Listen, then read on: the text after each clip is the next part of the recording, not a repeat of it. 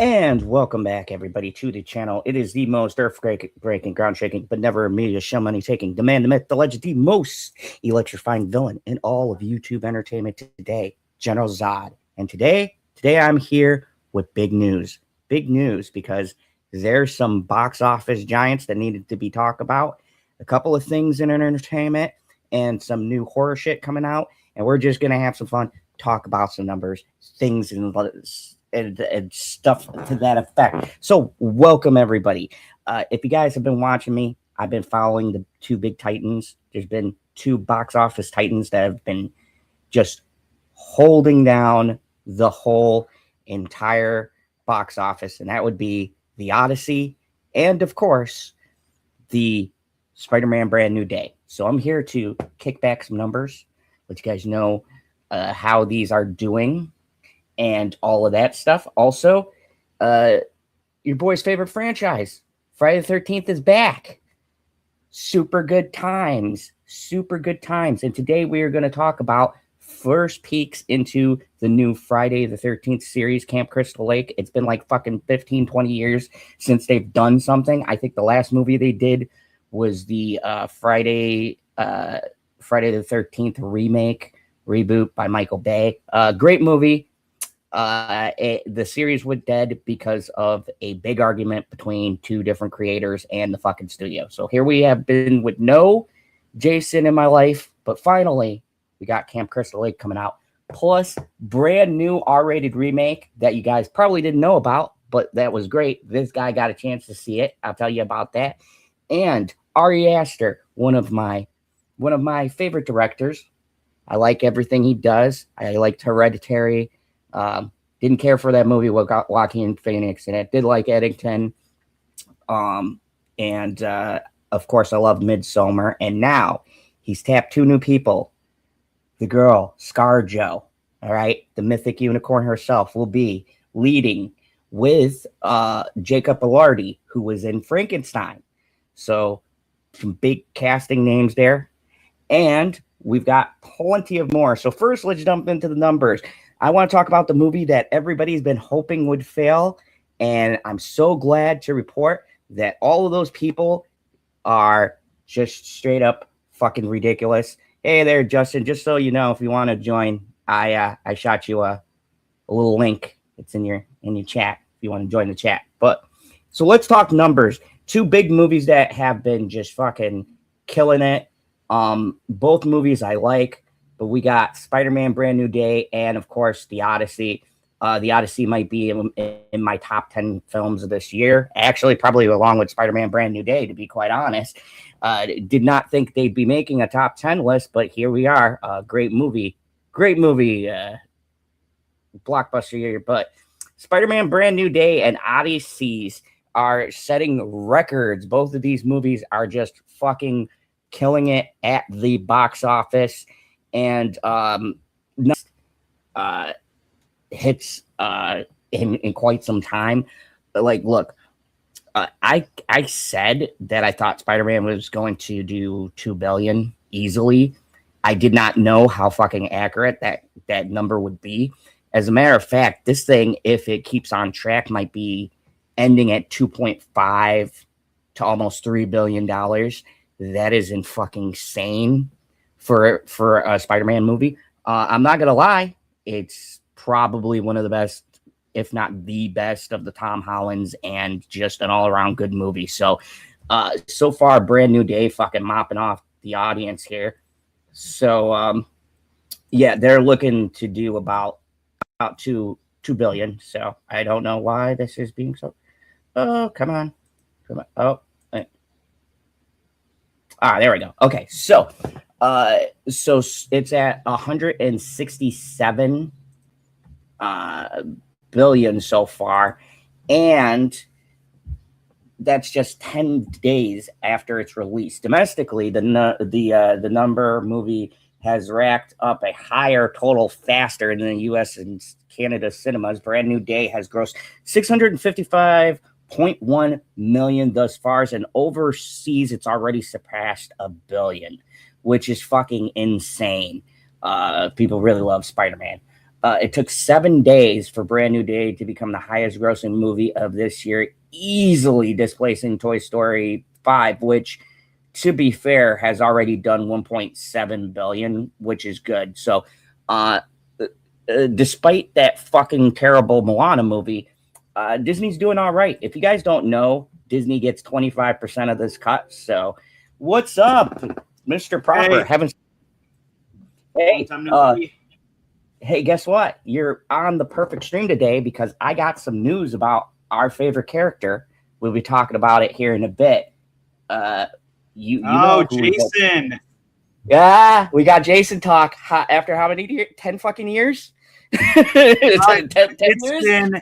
It's been not 10 years. It's actually closer to 20 years. From February 13th, 2009.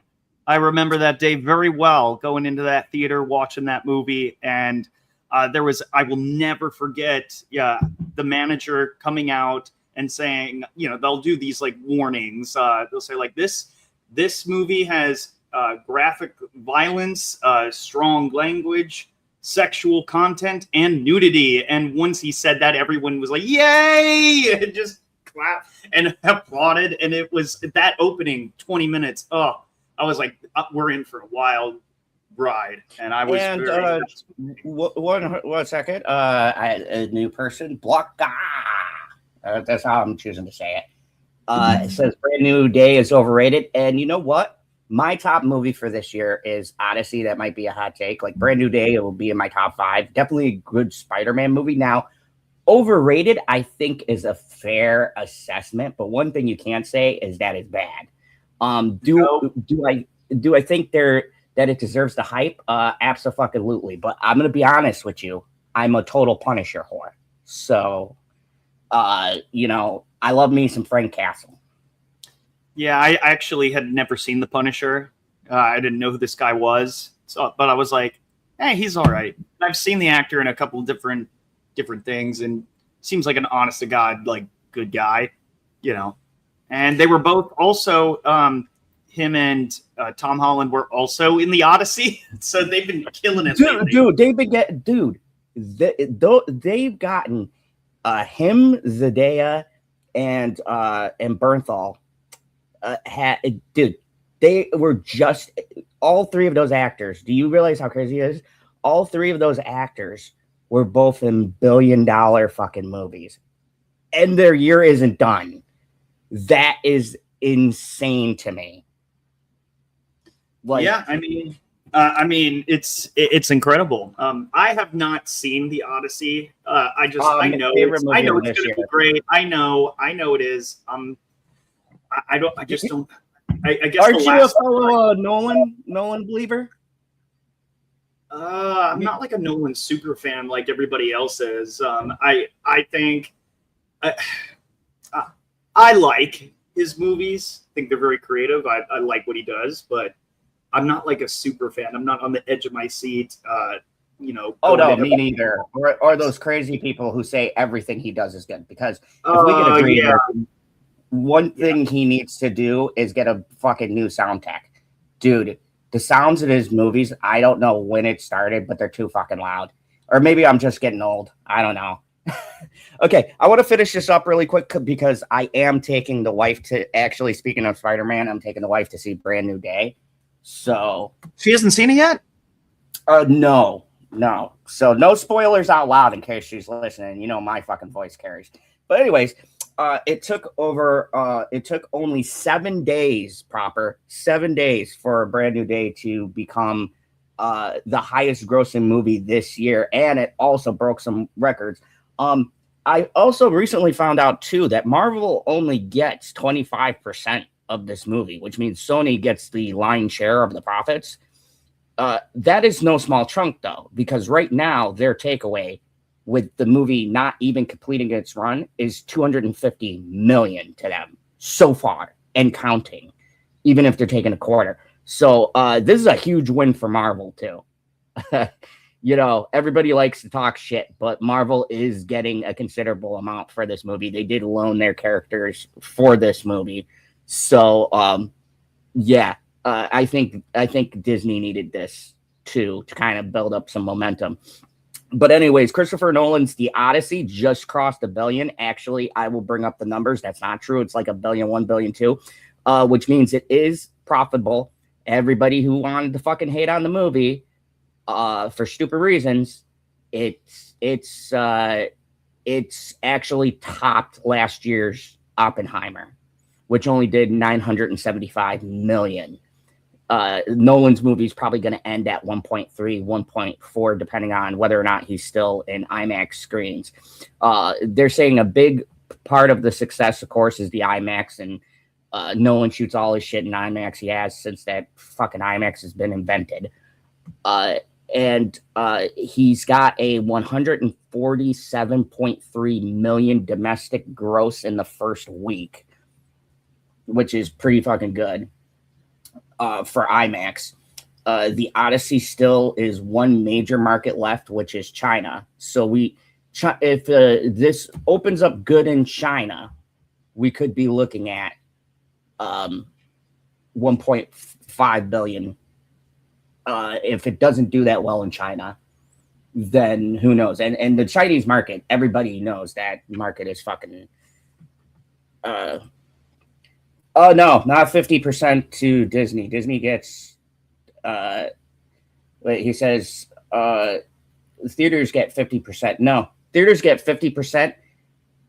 Oh, I see what you did. You broke it down. He said theaters get 50% and Sony takes 75% of the remaining. Yes, 50%, and Disney gets 25% of the remaining 50%. See, you might be right about that. All I know is it averages out to about 250 million right now.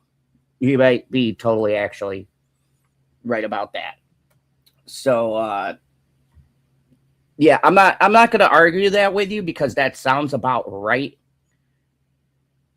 I like the confidence. Yeah, that sounds about right because either way, it's around 200 to 250. Yeah. Hey, good one. I like people being interactive. I'm glad to see someone who's a fan of numbers. Every time I mention numbers on the channel, sometimes people are like, I don't want to hear the box office numbers, but it's very important. It's a good metric to ascertain what a film's doing, despite the personal biases we have towards a film. Numbers are a clear indicator that even though I do this on YouTube and I'm in know about all this stuff, and just because we don't like something, this speaks that the normies are fucking loving this. And so, yeah, I mean, this is a win no matter how you slice it. Justin, what do you think about the Odyssey and fucking Spider-Man? Our first $1 billion movies. Well, there was Toy Story, but like, this is the first time we've had two concurrent $1 billion movies in a while. Yeah, well, the Odyssey, that's like shooting ducks in a barrel. That's easy money. Spider-Man also easy money, but I saw Brand New Day, and I mean, I got to tell you, like, it sits firmly in the middle of the live action Spider-Man movies for me. Like it's not going to top Spider-Man 2 or No Way Home, but it was not as fun as, let's say, Homecoming or No Way Home. I didn't care for it. Yeah, the Homecoming was fun. Far From Home, I still don't like that movie. I don't think I'll ever go back and rewatch it. It's just the most forgettable. I just don't care. But Brand New Day was exactly the movie that it was supposed to be, and I thought it was great. I was happy. It's a little bittersweet, but hey, it felt like a really decent Spider-Man movie and did the job that it was supposed to. I can't really say much on the Odyssey because I haven't seen it. And frankly, the last time I saw like a movie that was over 3 hours long was Return of the King. And for me, let me tell you, it does not. You don't feel the time at all. It's like watching the Lord of the Rings. No, I'm serious. Maybe like the first 20 minutes is exposition. Then, bro, I looked up and it was already 3 hours had passed. Like, we were getting to what I thought was the end. And I was like, wow, that was quick. And I was like, holy shit, it's already been like 2.5 hours. Dude, it fucking flies by. One thing I could give Nolan about his movies, his pacing is normally pretty fucking good. So, I wanted to talk really second about some other movies here real quick that I'm excited for, that I would actually really encourage. There's a movie called One Night Only. Now, it's not just because I'm a New York whore. If you guys don't know, I was born in New York. The movie is shot in New York. And the premise of One Night Only is a little thing that people don't know about, but there's a sort of thing where some people try to hook up for one night only, and it's a thing where you go to visit somewhere and you just want to basically bang as many chicks. It's a brothel. Well, no, it's dudes trying to find girls, but the roles are kind of reversed. It's this girl who's in town for one night only, and she meets, of course, someone charming from New York who runs a pizza parlor, and wacky shenanigans ensue. If you're into rom-coms, I'd say it's one of the best I've seen in recent years. It's very funny. The two leads got great chemistry. Unfortunately for this movie, I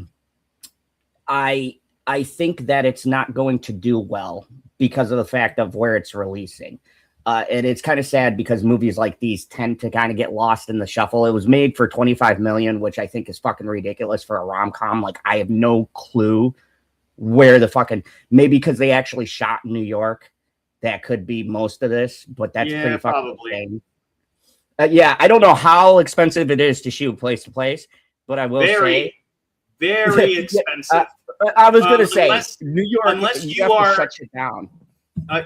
Unless you are a student film. I can only talk about Los Angeles because I did like locations. They take permits very seriously, and we had like $1,000 budget. This is again a short student film. We had like $1,000 budget. I only spent like 25% of it, and that was just for like one building, but the rest like we saved and used for other things. So it can be very pricey. But if you're a student film, like if you are a student at a university, that's the only way to get around this sort of thing. So yeah, otherwise it would have cost us thousands of dollars just to shoot on a beach. It's ridiculous.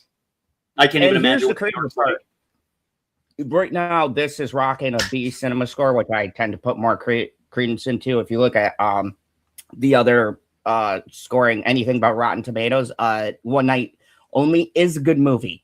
It's doing good, so I would say if you have seen the Odyssey or Spider-Man and you're looking for, I don't know, some kind of romantic movie or something, or just a romantic comedy that makes you feel good, definitely check out One Night Only. Super Troopers 3 came out. I gotta say, it had a lot of the same kind of, for me, the flair the first movie did. The second movie was fucking garbage. Super Troopers 3 was definitely hilarious. It was a return to form. Unfortunately, it opened against the two biggest fucking movies we'll see this year. So that's kind of getting lost in the shuffle. A24 has new movies coming out. Tony, which I was interested in seeing, starring Dominic Sissi as a young Anthony Bourdain. And so far it's grossed 348,000, which isn't bad. It's got a smaller budget. Also, a horror movie that has been on my radar is Teenage Sex and Death at Camp Miasma, from the director. I saw a poster of that. I wonder what that's supposed to be, like, because it's I'm getting like In a Violent Nature vibes. Again, I only saw the poster, but it just seems like it's going to be a fun one. Yeah, it's Ice Cream Man. Did you see that one? I gotta say, so I do have a review coming out for this movie very soon. I don't want to give it away. Ice Cream Man was definitely not the best Eli Roth film, and I know his name brings up hate. I don't give a fuck. I grew up in Why? Eli Roth's heyday. He's done a lot of weird shit. For some reason, the internet picks people to turn on. But I gotta say, it's a pretty terrible movie. But for me, it's kind of so bad it's good. Some of the fucking kills are ridiculous. I loved it. But it's definitely not a good movie. The acting is very subpar. Oh yeah, The House on Oak Street. That's on my to-do list. I'm gonna call you B. I'm interested in the House on Oak Street. I'm definitely interested in that. Feels like a little bit of Jurassic Park meets some kind of sci-fi vibe. I'm liking it. Ice Cream Man felt like someone trying to cop weapons. There is a lot of weapons code in it, but it more reminded me of that. I don't know, Justin, if you've seen that movie, Cooties. Cooties? Yeah, dude, look that up. There's a stacked cast in that movie. It has several people from The Office and a bunch of other people. It's basically about kids who get rabies because of infected chicken nuggets, and they start going on a murdering spree and murdering the teachers. It's a really fucking wacky movie. It's a action comedy. Oh, this horror. cast looks great. Oh yeah, stupid good cast for the movie.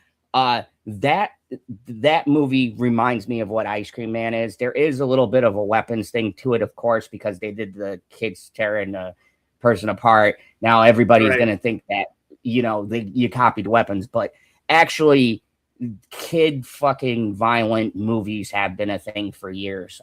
Weapons just made it popular. I mean, Children of the Corn, anyone? Oh God, dude, children. Oh yeah, thank you. We got a real one here in the chat. Cooties was amazing. Yes, it was. I'm actually shocked. A lot of people haven't seen that movie, and it's one of those movies that surprised me. But let's get me and Justin. I got a surprise for you. Big surprise. I got a question to ask you. Okay. Do you like saving money? What was the question? Do you like saving money? Oh gosh, is this an ad? Come on, you know the deal. Do you like saving money? Come on, man. You got a van for me. Oh, fuck, yes. Well, you could save 15%. Oh, my God. If you go down in the links in the description, hit that code, type in Zone 15, you get 15% off all of the great movie palettes. If you're a fan of weapons, they got a movie palette for you. If you're a fan of Nick Cage, like this guy, I got fucking National Treasure background. So check out moviepalettes.com. Enter promo code Zone 15 to save 15% off today, plus any discounts that they're running. Thank you to moviepalettes.com. They've been my sponsor forever. The guy I work with is amazing. I'm pretty sure he doesn't watch my streams at all, but it's pretty hilarious. He just they have somebody who kind of combs through and checks for the ads. And this dude's every year, he's like, yep, you're good to go. So thank you, moviepalettes.com. They've been helping your boy General Zod for a while now. So go check them out and save 15%.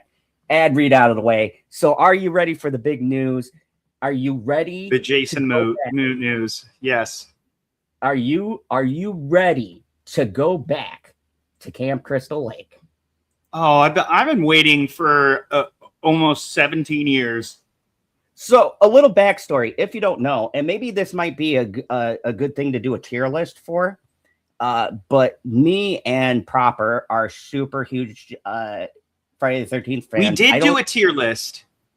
I mean, we did. Yeah. We did do a tier list. Oh my God, we've done so many. I got to go back through and check. Maybe we could do was just the two. One. Yeah, because my opinions have changed on some of the movies. Like Jason Takes Manhattan, still at the bottom. Jason Goes to Hell, very much at the bottom. Jason X, I'll put that straight into honorable trash. I'll move it from the bottom and move it up, because I forgot most of that movie, and then I saw it at there's this bar called the Overlook Lodge that will do in October. Oh, it's coming up soon. In September, October, they'll do every Wednesday night or something. They'll have a horror movie night, like horror movie survival camp, and we watch a movie, and every time somebody dies, the price of beer goes down.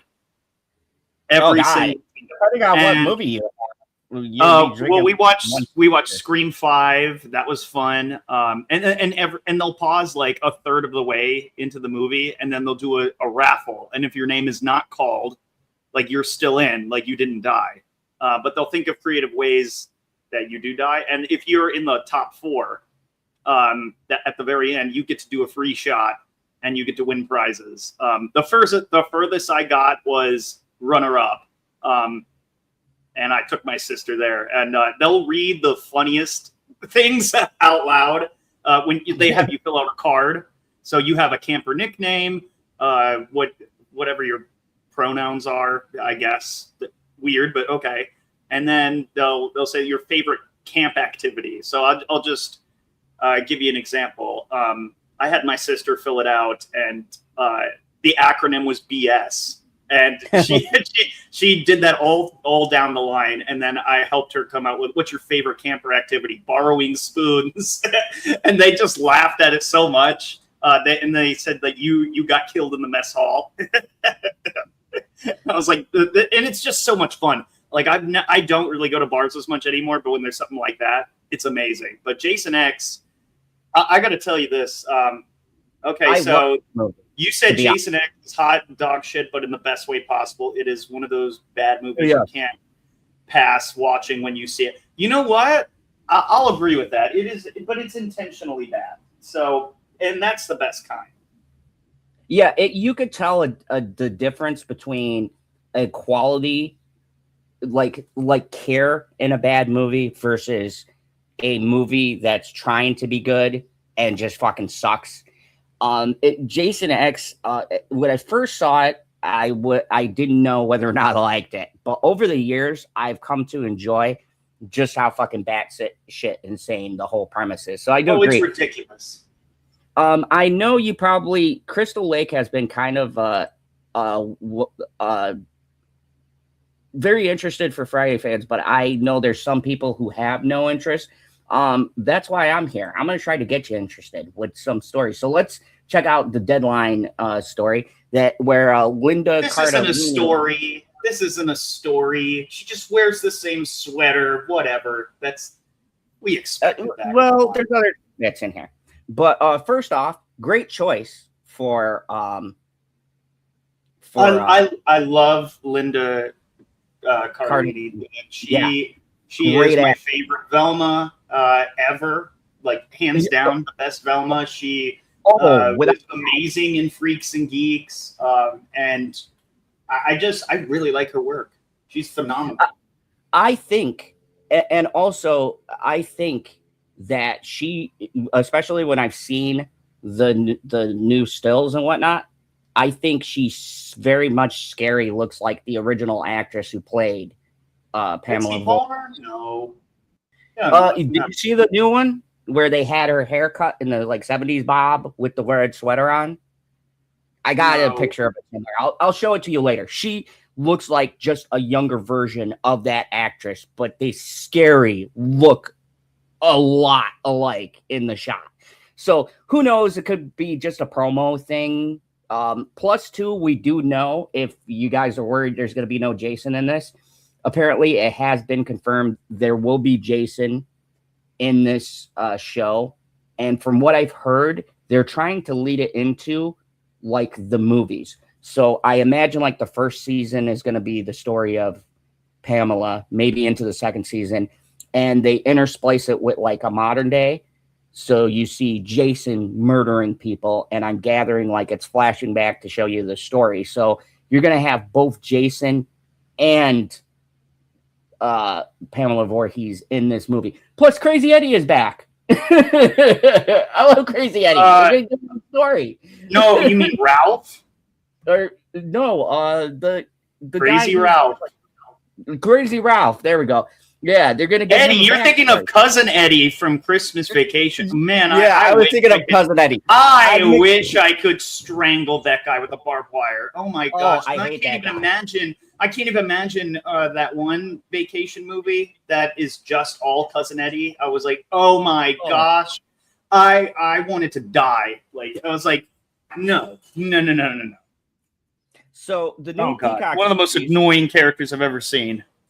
Oh yeah, the new Peacock series, Crystal Lake, will welcome a new Scream Queen in Linda Cardellini, who will play the role of Pamela Voorhees, mother of Jason Voorhees, the infamous serial killer in the Friday the 13th films. Ahead of the streaming service premiere on Thursday, October 15th, super excited, Cardellini and Brad Caleb Kane, writer and showrunner and executive producer of the series, host a panel on Monday afternoon at the NBC Backlot Press Day. We all know where Pam ends up because she starts all the killings in the first movie. So what Brad gave me was a beautiful beginning and somewhere to go. There's an arc there for somebody who means well and is trying to survive. She's doing the best she can and fighting hard for the things that she thinks are the right to becoming somebody who turns out to do all the wrong things. That gives me a lot of places to go. I think that Dissident is very necessary, Cardellini shared. The role of Pamela has been played by multiple actresses, but the gold standard is Betsy Palmer, the first to play the serial killer mom of a serial killer in the 1980s Friday the 13th. Since news of the prequel broke, there has been questions about how Cardellini will approach playing the character. Gotta go down. Damn. Okay. And okay. I have, of course, seen Betsy Palmer did. Then you see a little bit more of it in Friday the 13th Part 2. She kind of comes back as a severed head. The fans love her so much. We even toyed around with the idea of the short hair, but we figured she has 10 years to go to get there, she said, adding, you can't duplicate what Betsy did. That's very important. I like when they say that, because you can't, if you try to play it how the original actress played it, I don't think it works out, which was played devoted mother. So I can take that and sort of bring that to the early childhood years of Jason's life. I also think that you don't get to where Betsy is without really truly loving Jason and getting to know him. That was really important to us going in. And no, you can't be another Betsy, but I do a little bit of an homage with a certain sweater that makes an appearance. The famous sweater that Kelly is referring to is the one worn by Palmer in the original film when Pam was decapitated by a camp counselor. Without giving too much away about the pilot episode, there's a scene where Cardellini ends up with about a bucket's worth of blood all over her. Trust me, it's way more impactful when you watch the scene. The blood pours all over her face, which, according to Cardellini, required a lot of cleanups and redos. And so this show is going to be bloody, which I figured. That's great. Peacock, thankfully, is they're known for making adult shows, so I'm glad they're not going to try to do like what Chucky did. Because don't get me wrong, Chucky was great, but it was on USA, so there's only so far they could really push things. But this is probably going to be pretty gnarly. That blood has to fall exactly in the right position for a stunt work. So there were several ways we did it for it to really have a full impact on my face. It took a few takes, she said. Added Kane, a lot of the gags in the show are very complicated. The special effects gags are very complicated, Linda had to go through a lot, and they're very hard to reset. We didn't have a lot of opportunities to do that. And I'd like to give my props right now here in front of all of you to Linda. She nailed it every single time. There was never Linda was not in the right place. No, she nailed it every time. So it was a pleasure working with her in these complicated gigs because she is a consummate pro. So I had to read that out loud because they're giving a lot of props to the actress, which means I already had a feeling she was going to crush it, but it sounds like she was very dedicated to the role. She's a professional. What can I say? I wonder why the original showrunner would quit. He was known for producing 3-season bangers before quitting, and it's rare to see him pass on this after making a banger Hannibal television series. To be honest with you, I heard rumors he's working on something else, and there was this schedule confliction. There could have been creative differences too. But from what I understand, I remember hearing that there were creative differences, and he wanted to make it in some sort of way, but because there's still like a weird legal dispute with the Friday the 13th franchise, it made some certain things that he wanted in difficult, and I could be related to that. I can't remember, but might be something to do with that. Just food for thought. But which to be fair, I'm still super hyped. It sounds like it's going to be a gory, bloody good time at the very least from the trailers I've seen. Brian Fuller made a statement. I looked it up. He wanted a higher budget. Yeah, I remember, and wanted more Jason, less Mother. See, this is where I always liked the original the most from all of the Fridays, and I'll tell you why. That's number one? Number one. And I'll tell you why. I do like all the other ones. I love me, Jason. I've met 3 of the Jasons. They're iconic. But the first movie to me had an interesting whodunit murder mystery kind of a thing going on. I thought that the acting was the strongest of the series, to be quite honest, besides maybe Freddy versus Jason. Yeah. The Friday movies are not known for their acting. But no. There's some pretty solid acting in it. And I think that if we're going to do this reboot, I know a lot of people are like, why are we going back? But you really got to go back to the beginning because it's been since we've seen anything related to the first Friday film. It's been years before they shelved it.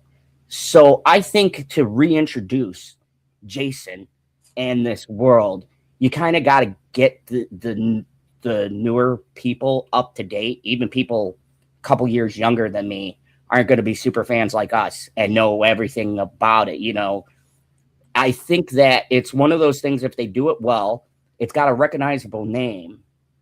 But on top of that, you're also opening the world back up. And like you said, lawsuit. From what I heard, didn't they settle that? Or they came to some kind of... I don't know. I don't care. All I know is that it literally destroyed that video game, that multiplayer Friday the 13th game, which was a fun game, mind you, but just... I 100% agree. I 100% agree with this statement. I prefer pretty much any Friday the 13th film over most Halloween and Freddy movies. I agree. Oh, okay. Keyword, most. I got to tell you this. Out of all of those movies, and I did this once on a stream, I ranked all of the Friday films, all the Texas Chainsaw, all the Halloween, all of the Nightmare on Elm Street films. I gotta tell you, nothing comes even close to the original Halloween and the original Nightmare on Elm Street. It's just not going to be topped. Like, but Halloween has the edge just because it's like it does look like somebody like me could have made that. Like, it could have been a student film. I see that, but it's so well done and well executed that I just thought, like, it's the only one out of all of those movies that I kind of got kind of got scared by. I don't get scared by horror movies anymore, but that would freak me out. Also, too, I also want to say, out of all of those movies, I probably gravitate towards Freddy more as far as the quality goes. And really the first Nightmare on Elm Street is because I find something so intriguing and scary about something you literally can't kill, because he's in your dreams. He's master of dreams, no matter how many fucking times. And it also gives a good justification of being able to bring Freddy back, because essentially he can't really die as long as people remember who he is and they know of him, which I think is a very interesting concept. I'll be honest, like, I'm a huge Carpenter fan. Anybody who's been on the channel, I think me and you talked about John Carpenter made some of the greatest movies of all time. But I'm just going to pull out a hot take here. Honestly, I've always thought for years, and keep in mind, folks, when I say this, I started my horror movie journey with Friday the 13th. That was my as did I. Alien, but Friday the 13th was the actually first yes too. Did I ever tell you about that? That the first like 40 some minutes of like Alien, like I watched it like at home when I was like 8. It was like one of those like on demand sort of services, and I got to the scene where John Hurt has the alien come out of his chest, and I thought I had to turn it off, and I thought that's how babies were born. Whoa, hold on a second. We have a really special guest. Everybody, welcome. Hey, what up? Looks like Pete's so jealous because this is the one time where he's out of town, and like all of you guys showed up. So thank you so much, because I didn't want to do this by myself. Jake, how you doing? Can you hear me? Absolutely. What? Okay. What? Oh, hilarious, JP. Yeah. You too. Yeah. How am I doing? My life is currently falling apart, but it's fine. We're great. It's great. We're all gravy. It's fine. Hey, you have a cat in the background or something, or a dog walking around? Yeah, my dog. Go show him. Show the dog. Get the puppy over here. She's over there in the hallway. You see her little black shape. Yes. Oh yeah. I'm a sucker for puppies. Oh my goodness. First, this is a perfect opportunity to announce this, because if you guys don't know, our friend Books by Jay here is a great author. I actually have one of her books, which I read, and it's very, very good book. But she inspired me, if you guys don't know the story. And so I've been working on a little project of my own, and I guess now is a good time to announce it, which nobody on the panel knew I was going to be doing. But Jay inspired me, and I felt like she should hear this on stream. If you guys don't know, my book coming out has a title, and I'm hoping it'll be done at the end of this year. It is called Harbinger, and book 1 is going to be called Contagion. It is going to be a 6-book series, sci-fi, cosmic horror kind of book. It's going to be basically aliens versus elder gods with humans caught in the mix. So nice. The first book that is coming out, picture The Thing and a couple of other things were my inspiration for this book. If you guys don't know, John Carpenter's The Thing is one of my favorite movies of all time. And so I have been working on this book for a long, long time. And so there, surprise everyone who's stuck here with me. I will be making more announcements as we get closer, but I will be on various platforms, Amazon and all that good jazz. So check it out. I will have more announcements as we go on. But I wanted to bring it up while Jay was here, because she was kind of my inspiration to get back into writing. And if you guys haven't seen her channel, check her out. She's awesome at what she does and a very good friend here of this channel. So plug out of the way. So we were talking about a new Friday the 13th coming out on Peacock, Camp Crystal Lake. Linda Cardellini was casted as Pamela Voorhees, which excellent choice. And we were talking about apparently there's going to be a lot of blood, because she confirmed that. So what do you think of the Friday the 13th series? Fan, not a fan? Do you like Halloween more? We were just kind of going over different horror I titan. don't even know if you're a horror movie fan, actually. I'm not usually, because I'm all connected to spirit and stuff, so that kind of stuff makes me a little wheezy. But for me, if I had to choose between, let's go with the top three. Okay, let's go with Friday the 13th, Freddy Krueger, and Halloween, because you got to do all three. You can't just do two. Come on now. No. I would have to probably choose Jason for sure. Yay! So all three of us are biased here on this panel. Also, too, in the chat, we have a fellow Jason fan who's been interacting with us. So, yeah. No wonder why a Hellraiser crossover. Sorry, but yeah. So we were responding to this comment, which was great. About those. Oh, she'll be back. Got faded into the ether. But anyways, so yeah. So this has been huge, and I'm really excited about it. And by the way, Proper, you gonna read my book when it comes out? If you send me a signed copy, sure. You know I'm going to. Come on. Yes. I'll invite you. The day we do a meetup, I'm gonna invite you to like a book signing. Oh God. And in turn, I don't know if anybody really knows this. I bought a few Blu-rays of Moon Garden. I will bring you a signed copy. Moon Garden is an independent film that we watched. I never released the footage, but I still have it of us reacting to it. This was a movie that I made out in LA. It was very very small, like independent film, but it actually turned out really good. It's about a girl who falls into a coma and has to escape this Alice in Wonderland type dream world to get herself out of the coma. I'll tell you what, I gave you an honest review on that. Well, I think we all did, and we ranked it pretty high. I got to give you a lot it. It's cool to know somebody who's done a movie, but you know me. I did too, actually. I'm an asshole about these things, but I'm going to be honest with you. It was a pretty damn good movie.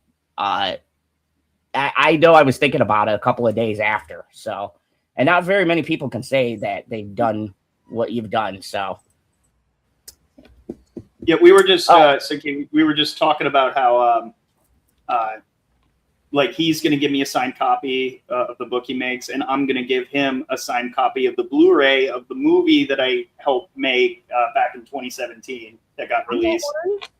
It's called Moon Garden. It's about a girl who falls into a coma, and she has to escape this Alice in Wonderland type of like dream world where death is like following her. She was literally like 5 years old, this actress, and Zod and I, we watched it.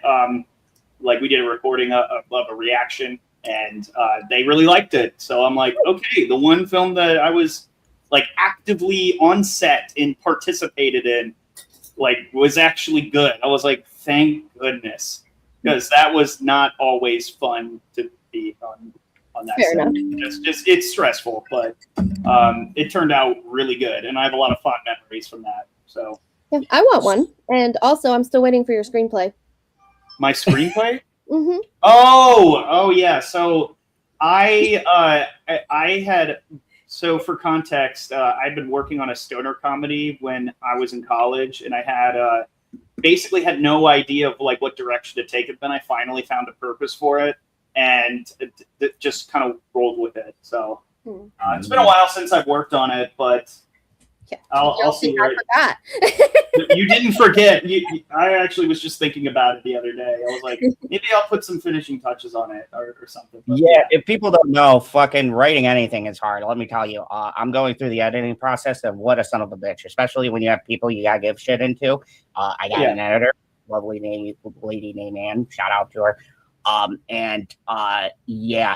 It's like a game of fucking internet tag. You do a copy, they revise it, they send it back. You do it again, they revise it, they send it back. Oh shit, you did a revise. Now it messes with a scene that you have. So now you got to shift around different parts in your story because now this doesn't make sense with this. And then you got to be like, oh, well, am I going to cut this out and put it back? I love how Jay's shaking her head. She knows the pain. I had no clue.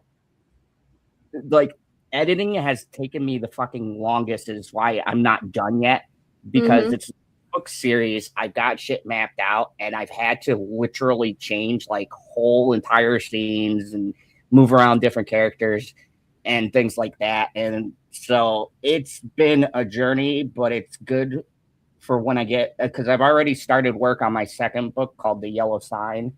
And so I kind of took some bits from this story, and I'm seeing if I could fit it into that one to kind of make it easier. But when you're also doing shit by like with the H.P. Lovecraft sort of universe, and then trying to put your own spin on aliens, it's a bit of a daunting task. So hopefully people will enjoy it. But yeah, writing is tough, people. It's fucking tough. Whether you're doing a screenplay or a fucking book. I feel so seen. No, I have an announcement too. Your girl is a contracted writer on a writing app. So Ooh. yeah. Hey. So Nice. I have to hit 30,000 words. I'm at like 26, I think. And then it goes to pay to read. So all of my chapters are currently free on the Dream app.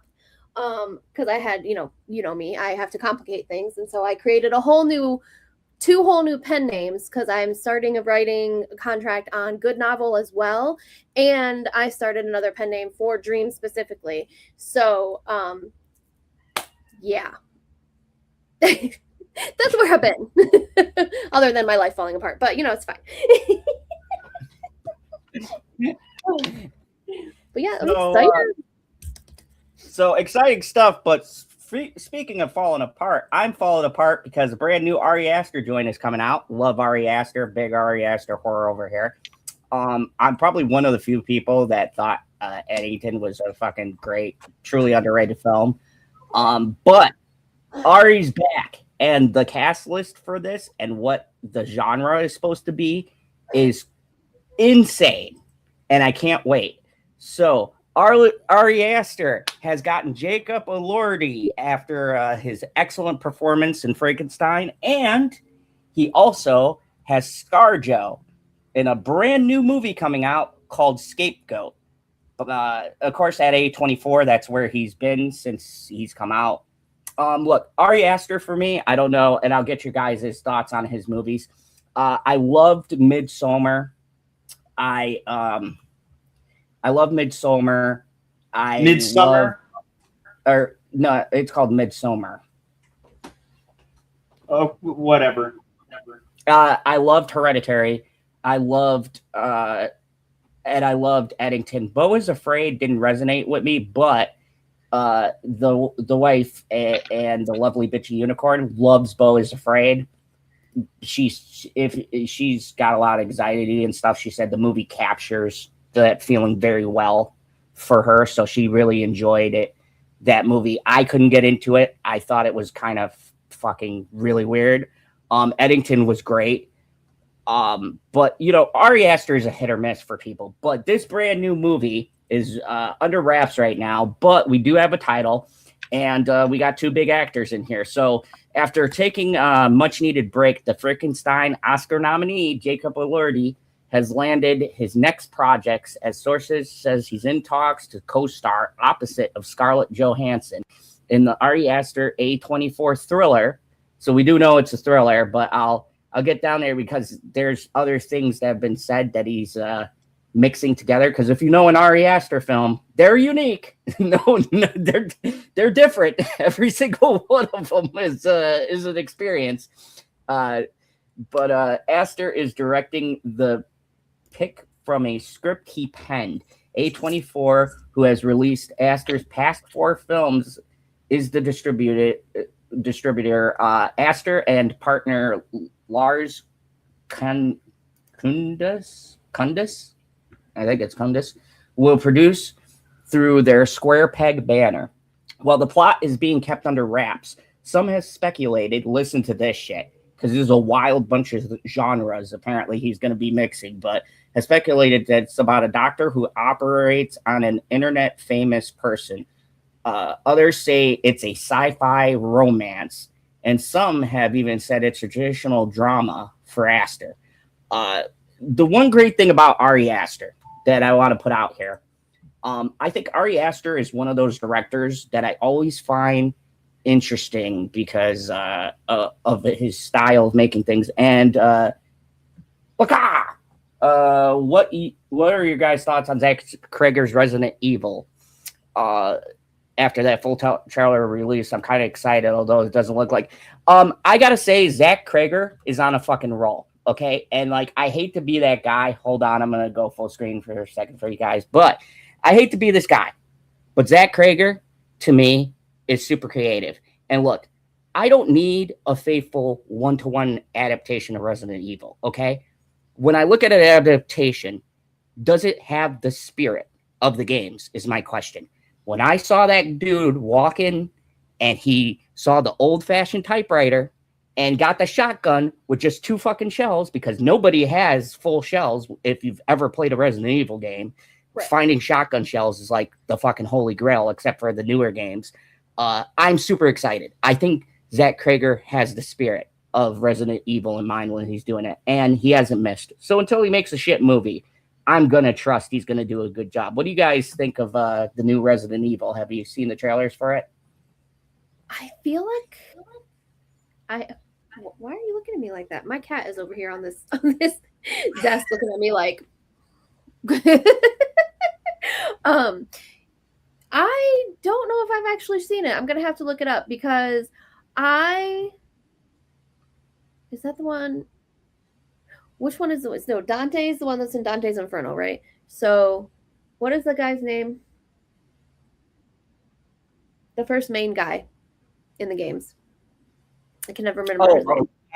Or Chris Redfield.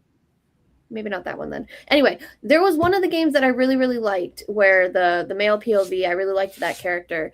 And I haven't seen any of the trailers for the movie coming out, but I always get scared when they try to turn the things that I love or loved into movies because it makes me really nervous. But if you are feeling like it has the spirit of the game, I'll look at the trailer. I'll look it up after we're done here and see for myself. But I think that, so here's my take. And the reason why I have this take is because the gaming industry is falling apart right now.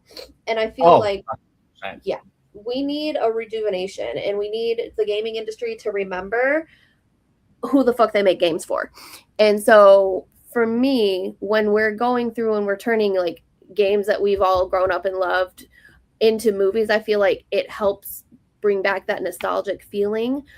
And so I feel like if we do it, it has the great potential to help the gaming industry revive itself, which I know is a complete weird tangent to go on.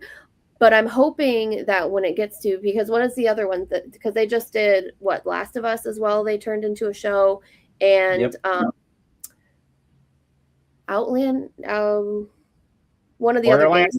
Yeah, that one too. I think they're turning into a movie. Worst movie ever made. Yep. Yeah, I haven't seen it. But so I get nervous because it's like, how can you and I'm really excited about the Zelda movie. I know there's a lot of controversy with it, but I'm like, I really want this to be like a reckoning for the like a reawakening for the gaming industry if we're gonna go this route and start turning stuff in. You know what I mean? Did you see Weapons and Barbarian? Mm-mm. Okay. Watch those movies. First off, they're excellent. Okay. But watch Weapons. This guy doesn't mess. He's made 2 horror bangers right now. So I even think getting someone who specializes in horror, and if you watch Weapons or Barbarian, you can kind of see where he's the perfect fit for the property. Was Barbarian that one movie with Justin Long in it? Yeah, Eddie rents the... Leon, that's the one. Leon. I've seen it, but every single time, I hear the title, I have to watch so many random movies on Netflix that I'm losing track of what I have seen or what I haven't, because it's just kind of random. Yeah, Barbarian. Yeah, so I totally forget a lot of the plot, but it was weird. I'll leave it at that. It was a weird one, but yeah, I enjoyed check Barbarian or Weapons, Barbarian does kind of have that Resident Evil feel. So I 100% agree with B on this one. I definitely think he's going to do a good job with that. But getting back to Ari Aster. So Ari Aster has done some movies people like. This one is interesting to me. Guys, picture a sci-fi drama kind of movie that, and if anybody's watched an Ari Aster movie, it always goes like balls crazy into some weird shit. So I'm really intrigued at what he's going to do. And he always works with really good actors. That's the other thing that I like too. I know Jacob Elordi has kind of come out of nowhere with his performance in Frankenstein, but to me, he was unknown until I saw him in that movie. And he was? Oh, to me, I hadn't seen him in anything else. You are not missing much. If you go on Netflix, look up The Kissing Booth. Yes, that name sounded familiar. Yes, yeah. I've seen every one of those fucking shit movies. I've seen all 3 of them. I binge watched them, and that I was so like it's so awful. It like this. The whole trilogy is. I could sum it up in these few words: basic first world white girl problems. Your biggest fucking problem. Okay, am I going to get into Harvard for a boy? Oh my god! What? Wait, hold on. Can we give him some props? Legally Blonde. No, it almost inspired me to create a whole channel called like Trash Cinema, where I talk about that shit. 13 Reasons Why, Pretty Little Liars, and just. Hey. You leave PLA out of this, okay? It did nothing to you. Like, yes, I know the show is trash, but goddamn it, that finale. I'm sorry. No, it's a terrible finale. No, it's a terrible finale. Not as bad as Game of Thrones or Dexter, but it's up there in the conversation. Game of Thrones. Okay. God, I remember suffering through that with you, and we were all so upset. I remember. Dear God. You all watch Pretty Little Liars without me? What the fuck? No, Game of Thrones. I didn't watch it, but I remember. I feel like that's when I came into your guys' lives originally. Is right at the tail end of that. Dude, half of this channel has bonded over how fucking. Just think, none of us would have ever met if Game of Thrones season 8 wasn't so terrible. So. In a lot of ways, I thank Game of Thrones and D&D for being incompetent fucking idiots, because I would have never met half the people I have on my panel without. Dude, I met some Matt and Johnny Depp because it's so bad. It's Game of Thrones, Johnny Depp, and The Last Jedi. Yep. Oh, yep. The things that brought us together on this shit, boy, and wild time. Colleen, that bitch. Oh my God, Colleen Ballinger. That's it. If you guys don't know, you can check out my playlist. That was another person I hated. Adam Baldwin also is up there. And, Alec Baldwin? Or Alec. I'm sorry, Adam I don't want to. Baldwin. This is worse than you. Your title of one of those streams still says Alec Bladwin. Bladwin. So anyways, back to fucking Ari Aster. So while the plot was being kept under wraps, it's going to be probably a sci-fi. We lost the plot, actually. It's devolved. As of now, there is no consensus on the movie details, according to insiders. Deadline first reported earlier this year that this would be Aster's next film after the director had taken his time deciding whether or not he would follow up Eddington, which I would have been down for. It didn't take long. It didn't take a long for dude. Deadline has fucking typo. They put. You are not one to talk. Huh? You are not one to talk about typos. No, that's what I'm saying. When I pointed out, that's bad. For recent projects, but Aster had one name to lead it, tapping Johansson, which who doesn't want to tap Johansson? Anyway, to star. Who's Johansson? Scarlett Johansson.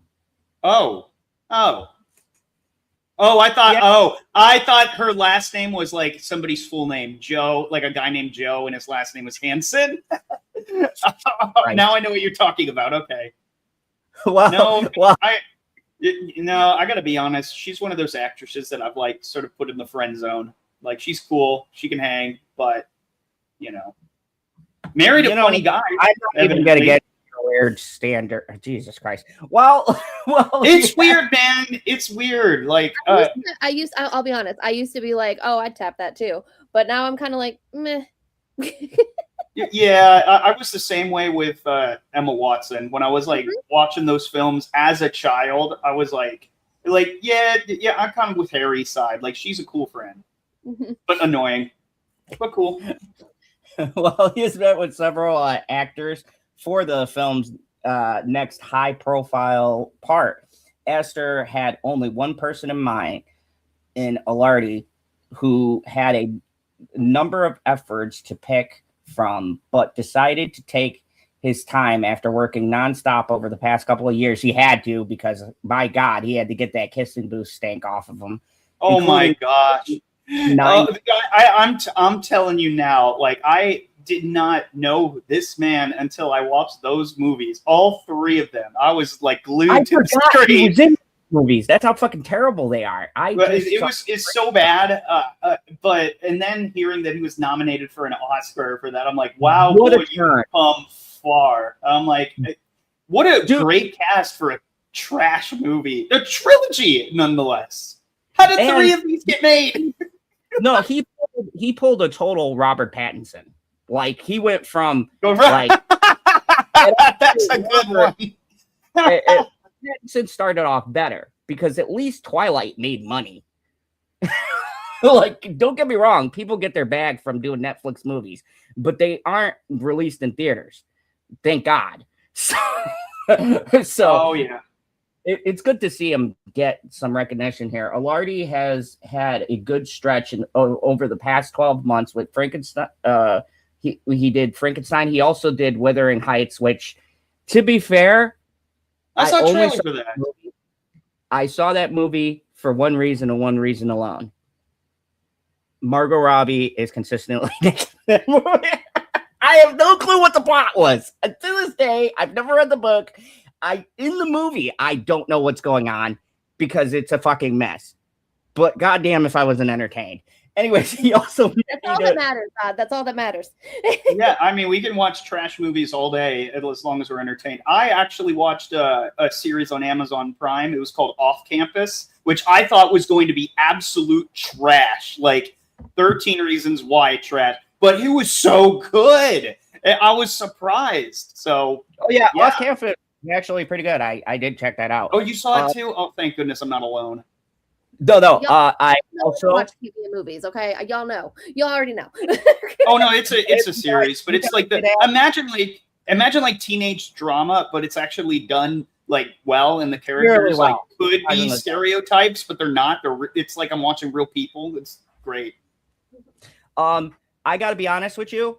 Okay, so a guilty pleasure. And I'm going to reveal it to all. This might take down my movie credits, but I don't give a damn because I came from the days of Dawson's Creek, Gilmore Girls. Creek. Vampire Diaries. Yep. Oh, Jesus. I haven't watched that. The spinoff, the originals, fucking top tier. Anyways, I got to say, a show that grabbed me. And folks, I know it's not the best show, but I literally talked to girls at the bar about this. It looked like a bunch of like white chicks together. Like you would have thought I was one of the gals. The Summer I Turned Pretty. That show is such a beautiful fucking dude. That show. I started watching it. I watched the episode because I was bored and kind of drunk. And I'm like, okay, I'm just gonna throw this on and I can have it in the background. Next thing I know, I was like a fucking fiend, man. I burned through like 2 seasons and then I rated for the last one. And I fucking hate that she ended up with what's his face, but no, I haven't seen it. Okay, I said what's his face, so you can take a guess. Anyways, that isn't the point. Probably a guy that I don't like in the show. I'm like, the summer that I turned pretty. I love that, and it really brought me back to the nostalgia days. So I went into Off Campus, and I gotta say, that's probably better than that show as far as quality goes. The acting and the feel of them being real teenagers and not just what like 30-year-old people thought, man. They're actually around college age, which is kind of nice. Not his face. What's his face? No.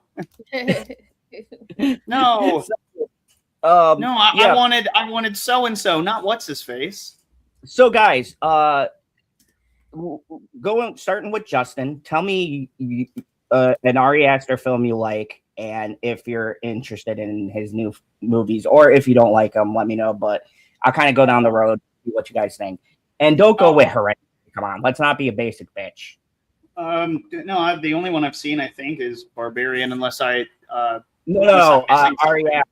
He did Hereditary, Midsommar. I haven't watched any of those movies, actually. Jesus Christ. Funny enough.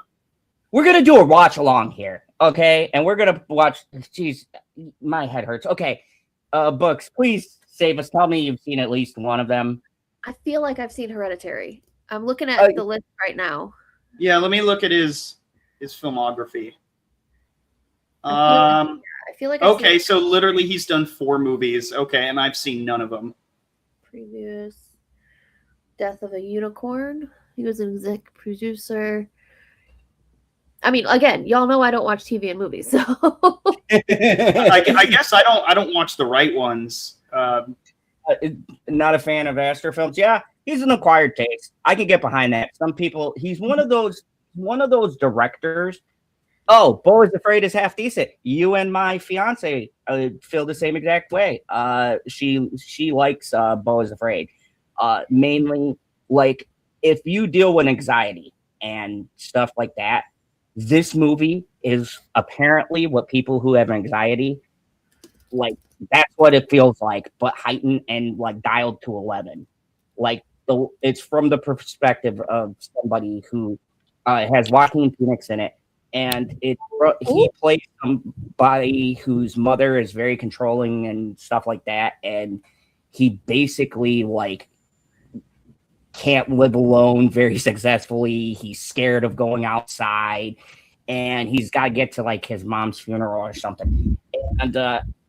And apparently a lot of people liked it. I thought it was just a little bit too weird, but it's just because I didn't connect with the subject. Like, I don't know what it's like to have that feeling. So from what I've heard from people who do have anxiety and stuff like that, it's very true to how they feel, which is why a lot of people resonated with the movie, but it just wasn't.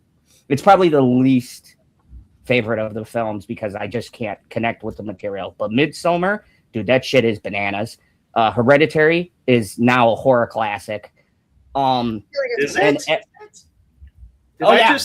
Did I just pass that by? Like, dude, Hereditary is like on the list for top horror films. Linda Collette won a fucking Oscar for that. This is the one thing I don't like when going into a film, when it's hyped up to be so amazing, and I just like come back. I will guarantee it is only non-horror. Besides, well, editing wasn't really a horror either. Eddington was great. Joaquin Phoenix fucking crushed it. I know people are tired of Pedro Pascal, but he does do a great performance in the movie. Oh my gosh, will people shut the fuck up about Pedro Pascal? Like, Jesus. Like, well, he's a co-star in the movie, Justin. I gotta fucking bring him up. Oh no, I'm just saying in general. People like bitch and complain about. People bitch and complain about him and what he says. I'm just like, dude, I'm just gonna watch his movies. Like, just like pretend he doesn't. Yeah, like I'll just watch the movies and do it myself. So here's the thing that I've discovered: if I never watched movies based on stupid shit people have been saying in the past 10 years, I don't think there'd be a single movie I'd watch, because everybody says stupid shit like it's their second job. It's some of them, it's their main source of income. I don't care about Pedro. He is a good actor, but he is in way too much shit I watch, and it gets annoying. Yeah. And that's the thing Hollywood has been doing that I noticed. I don't know if you guys have noticed about this. They've been casting the same fucking set of people. Where back in the day, you could have like 20 different great actors where you watch a movie and they're never really commingling. Like they'd make like a bunch of different movies, but it'd be spread out. But now with the way streaming is and the way we have movie theaters and then VOD and all this shit, you could see the same actor. I counted it like a couple of for instance, my other queen, Samara Weaving, she was in Ready or Not. She was in a new movie, a comedy called Over Your Dead Body, which was great. If you haven't seen it, check it out. Her and Jason Sudeikis are in it, and it's about a couple times. Whatever. The goofy bastard from How I Met Your Mother. Anyways, they're both in the film, and it resonated with me and the wife because it's about this couple who has this very strained marriage, and the dude from How I Met Your Mother takes Samara Weaving out to this cabin, and he's gonna fucking kill her. But she finds out and she tries to kill him. And then Timothy Olyphant, if you guys don't know, Justified is one of my favorite shows of all time. He plays a fucking robber with a girlfriend who's crazy, and they fucking try to rob their house and kidnap them. And wackiness ensues, and it's about toxic relationships. It's a fucking funny movie. If you haven't seen Over Your Dead Body, check it out. But she's in that. She's in Ready or Not. I think she's got another movie coming out.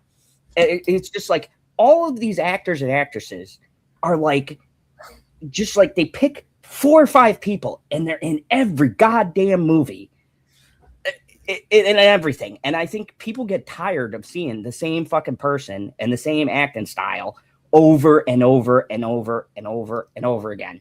And it's really a problem. I don't know if the acting pool got fucking shallow or if producers aren't fucking caring about looking for people who can actually act, which is a story old as time, and they're just picking the same fucking 5 people. But it's really fucking like, dude, Zendaya, don't get me wrong, Odyssey, she was Brand New Day, she was pretty decent, but she is in 2 of the biggest fucking movies of this year. How nuts is that? Tom Holland and my boy from Punisher, John Berthold. Oh, Anne Hathaway, like in like 6 movies alone this year. Hey, hold on. Hold on. I could see my Queen Anne in 18 movies. I want more Anne, and she's naked in at least 6 of them. So I'm fine with that. I just need to figure out whether or not she's like actually an asshole or she's a sweetheart. I don't know. I get mixed reports from people. I know, right? So maybe they meet her on a bad day, but I don't know. I know, but what to your point though, this is not really a new thing at all. There's a club. Everyone knows it. It's a very small circle, and you're either invited into the club or you're not, and that's Hollywood for you. So, yeah. Oh, that's a good one. Yeah, that's I a agree with great B. I think Hollywood gave up finding true acting talent for activists who will push message willingly, even if it ends their career immediately, like Rachel Zegler, dude. I have never seen a fucking crash harder than that. I'm always glad when we invoke Rachel. She doesn't need to be saved by no man. Well, I guess so. All right. I'm sorry. Welcome to the channel. You know what? that whole Snow White thing wasn't entirely her fault either. No, because, you know what's sad? She's the best part of that movie. She actually sings well, and out of all of the people acting, she acted the best. I'm sorry, I love Gal Gadot, but she's got no fucking range, and it was embarrassing how fucking bad she was at everything. Listen, you know what I'm super fucking excited for? Fucking Tangled. I'm so fucking excited to see Tangled. No, wait, another live. Is that a live action one? Yes. Oh no! It looks Stop so it! JP, Stop it! We've learned nothing. It looks so good. The characters look great, and I love my boy Milo from Zombies. I am so excited. No. Okay, so hold on, proper. We've literally learned nothing over the last decade with Disney live action remakes. We've learned nothing. Proper, hold your horses for a second, because actually, Books isn't the only exciting one. That's Bitchy's favorite. Full stop. And she's actually super excited, which means I'm probably going to be dragged around. But before you get excited, I would counter you, Books, and say Moana. That movie was the biggest fucking disaster. Lilo and Stitch. They fucking screwed that one up. Still made $1 billion. Live action. Guys, stop giving them your money, please. Listen, I'm not going to go see it. I'm going to wait till it hits platforms. Fair enough. But I will follow that much. Because we even got a second Lion King live action. I didn't. Which actually wasn't bad. It was actually better than the first one, and everybody hated it. Anything's better than that. You just copied and pasted everything and made it shittier. Speaking of, go ahead. Go ahead. Go ahead, Books, and then. I was just gonna say, my husband and I, just to completely go on a completely different tangent, since we're talking about the box office, my husband and I went to go see the Hadestown Pro Shot. Y'all, it was phenomenal. They had it live here in Michigan for like 5 days, and we went and saw it in like this really like bougie theater that I didn't realize was bougie until I sat in the reclining seats. But Hadestown, the Broadway Pro Shot, phenomenal. I'm about to go see the sixth Pro Shot this weekend, and I'm super stoked. That's all I wanted to say. So this was on Broadway, right? Mm-hmm. Yep. Okay. But it was a Pro Shot of it, so it was like on Broadway, but like they videoed it so that we could watch it here, so that we didn't have to go to. You know what is awesome about seeing a Broadway play? Seeing it on Broadway. Not the flex. I've seen. No! I can. Yeah. On Broadway. Okay, so I've seen one. If we're literally only counting New York, if that's the case, because I've seen multiple plays. I saw earlier this year. I saw Back to the Future, the musical. Oh my gosh, that first act, I was like getting drowned with music, and I'm just like, can you just stop like singing and just talk, please? Please, I honestly thought Harry Potter and the Cursed Child was better. He hates musicals, but goes to fucking Broadway. No! I need to make this distinction right here, right now. Okay, so I hate movie musicals. Movie musicals bother me. If I'm going to see a musical, I want to see it live, because this is, back in the vaudeville days, the triple threats where, like, can you sing, can you dance, can you act? That is all presented beautifully and it's an art form to be respected. And that is where I have, that's what I like about Broadway. If it's live, I'll see it. This is the first time you've actually stated it to me in a way that makes sense. Because when I bring up like Grease and West Side Story and The Sound of Music, which are the 3 greatest musicals of all time, I've always wondered, like, this motherfucker has been staunched. I don't like musicals, but surprisingly, what you just said makes a whole lot more sense to me. And I can't believe I haven't heard this spiel in years. I've ever heard is fuck musicals. So, okay, and just to clarify a little more, so I have never once seen the Disney movie Mary Poppins. Never seen it. However, I did see it in New York on Broadway.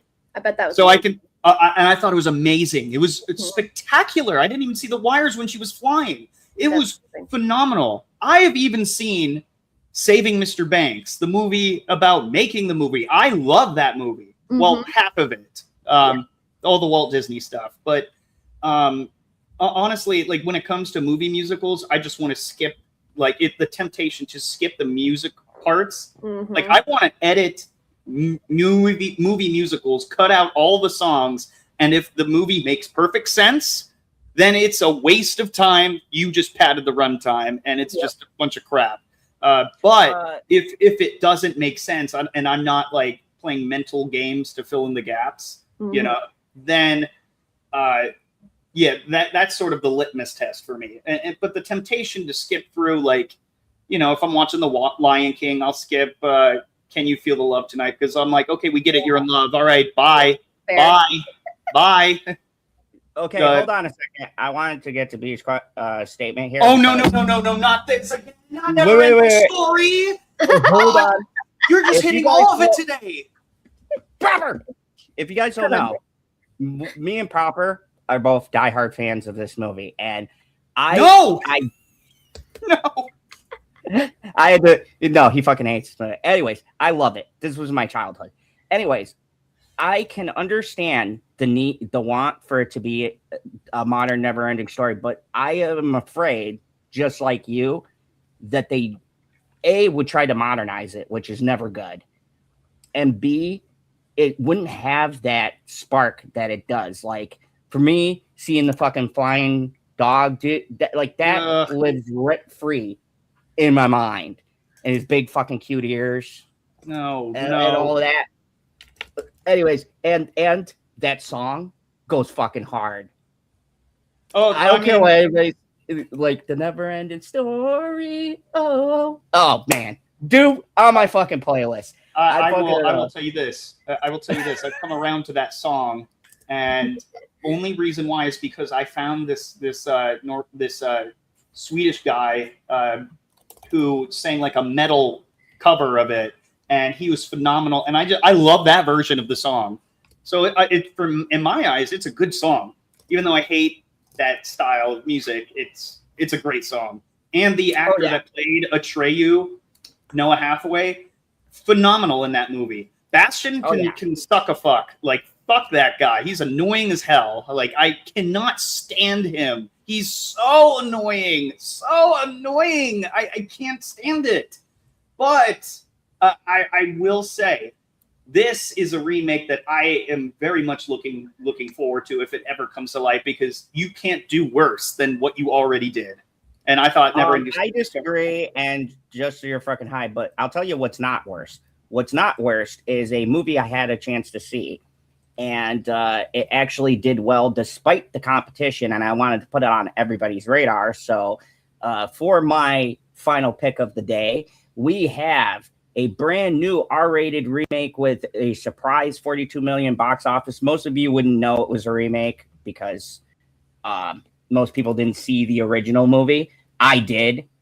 But this is exactly what I wanted in a comedy. I was surprised when I found out who directed it, because she's directed 2 movies I don't like. Olivia Munn, is it? Munson, yeah. I've hated her movies. I thought they were fucking atrocious, but this was a really surprise movie for me. So A24's new hit comedy is officially welcoming itself to streaming tomorrow to attract a new audience. The brand has built a reputation for producing and distributing daring yet inexpensive projects such as Ex Machina, Hereditary, and Oscar award-winning Everything Everywhere All at Once, which was one of my favorite movies. Great. Haven't fucking cried that hard in years. Anyways, as a result, there is a lot of anticipation for A24 movies. And 2026 is no different, with 12 movies on the schedule, including the drama, which was very good. How to Make a Killing was okay. And my second favorite horror movie of this year, Backrooms. In particular, one comedy has become a rare summer hit, and it is already making its way to streaming. The Invite. The Invite is by Olivia Wilde. And I'm super excited because it'll be on Prime. Maybe I'll do a watch along with you guys. But it's directed by Olivia Wilde and is officially set to digitally release on August 11th, 2026, and can be pre-ordered. That's today. $4.99. Oh, yeah. So today. Maybe I will have to pick that up. The comedy generated a fantastic 42.9 million global box office and became a rare summer comedy hit, despite the competition of the Odyssey and Spider-Man Brand New Day, which is, we heard the movies that got slaughtered this week. It's amazing. that this small independent film has done the box office that it's done. The hit movie is a remake of Keswick Gay's 2020 Spanish movie, The People Upstairs. In the dysfunctional movie, a couple whose marriage is on the rocks invites the free-spirited neighbors over for a dinner party. However, their conversation spirals into an offering of something more intimate. Now, I will say, this is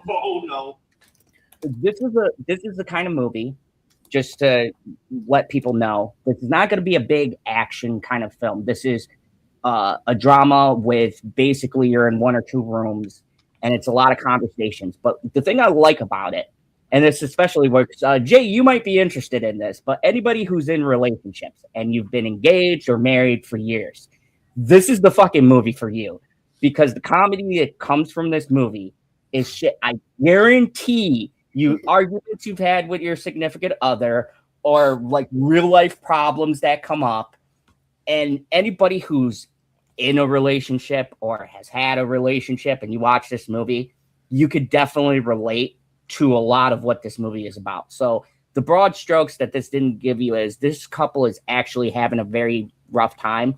And it's the first movie I've seen Seth Rogen actually fucking act in years. He's actually fantastic in this movie. And so these two people are having a bad time, and their neighbors seem like this fun-loving, crazy, great relationship. We all know that fucking couple that throws in your face. They seem like they got everything together, and they love fucking talking about how great they are. That's this kind of couple. And they come to find out there's a lot more to it. And I'm not going to spoil the rest of the movie, but definitely check it out, because you find out that there's really weird reasons why their relationship works the way it does. And it kind of goes into this. And it's one of those like pure acting movies that I enjoy watching every now and again. Justin, I think you might like it too, because you like use some good dialogue, well-acted films. This is one of those movies where the dialogue is the action, and it's keeps you very on the edge of your seat with different conversations and where it's going to go by the end of the night. Really brilliant. And it's like 90 minutes, not a 2-hour movie. It's like an hour and some change. So it's a nice watch. And it's gotten buzz for a reason. There's also some sex scenes in there too, and the normal. So do I really want to see Seth Rogen in a sex scene again? Awkward. To be fair, that's not the one you see. So it's Edward Norton? I would say watch the movie. I don't want to give too much away. Well, you already did. I guess we're gonna see Edward Norton butt-ass naked. Okay, cool. To be fair, he's looking pretty good at his age. But anyways, I'm not complaining, but like, okay. Wild, sharp, and balanced direction and phenomenal performances. Quartet cast of Seth Rogen, Wild, Penelope Cruz, and Edward Norton. In addition, the movie takes place in a single location, allowing the tense yet funny interactions between the couples as the dynamic shifts and the twist unveils. It's also too got one of the most interesting twists I've seen in a movie in quite some time. So I'm not going to go by the Rotten Tomatoes score, because fuck them. The Invite will deliver similar success when it lands to home streaming. Additionally, the A24 movie is garnering award buzz, with all the stars eyed for potential acting consideration, which they do deserve, because it's shot in one room and it's a comedy that's based off of keeping people interested off the dialogue. And I think it does a very good job. The box office success also justification for Wild, who fought for the Invite to get a theater release. While speaking to press at the Lokeren Film Festival, the director, who has helmed Booksmart, which I thought was the better out of her two, but I didn't think it was as great as people think it is, and Don't Worry, Darling, which was fucking, oh my God, that movie, spoke about the bidding war for the movie and revealed that one studio tried to push straight for streaming, which I appreciate. Like, look, I don't like a lot of Olivia Wilde's views politically. I think she talks a lot of shit, but one thing I do respect about her as a director and an actor, she has been very much pushing for movies to be released in theaters. And I think it's important. That's why I support Nolan. That's why I support her, like Ari Aster. A lot of these directors that I like are directors who want to see films in theaters. And I think we should have all types of films because that's what drives market up. You know, you should have your comedy, you should have your romance, you should have your action, horror. And then it's been a while since I've seen a really good comedy. And I've tried. And comedies have been terrible. So Justin, I think especially for you, you should check this one out. I mean, I'm already listing it on Amazon. I'll probably queue it up. Yeah. It's one of those surprising movies where I haven't laughed in a comedy movie in quite some time. But the funniest comedy to me is ones where they talk about something that's relatable. And that's why I suggested this to you, Jay, because I do know they have it on Amazon. Definitely worth the buy. And you would probably get a kick out of this if you watch it with your hubby. Okay. But it's one of those movies where, like, if you've been in that situation, and maybe it's just me, like this is going on my top 10 movies of this year, just because I like something, and maybe because I'm getting older, I'm engaged, and you start to understand this subject matter a lot more. And it's just like watching some of this shit, I'm like, oh my God, that's so true. And there's probably shit for women in there. There's a couple of jokes in there where it's like, yeah, we do that as guys.